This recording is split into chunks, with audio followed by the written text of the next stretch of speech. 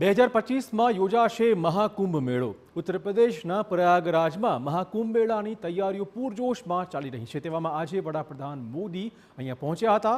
તેમણે તૈયારીઓની સમીક્ષા કરવાની સાથોસાથ 5500 કરોડના વિકાસ કાર્યોની ભેટ આપી છે।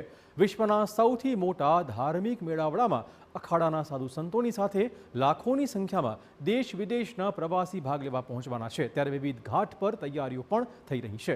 કુંભ મેળામાં આવતા શ્રદ્ધાળુઓ માટે અહીંયા વિશેષ આયોજનો કરાઈ રહ્યા છે। આ વખતના આયોજનમાં पहली वक्त एआई टेक्नोलॉजी पण उपयोग करवामां आवशे। आज पहले की तुलना में कई गुना ज्यादा लोगों के पास स्मार्टफोन है। 2013 में डेटा आज की तरह सस्ता नहीं था। आज मोबाइल फोन में यूजर फ्रेंडली एप्स हैं जिसे कम जानकार व्यक्ति भी उपयोग में ला सकता है।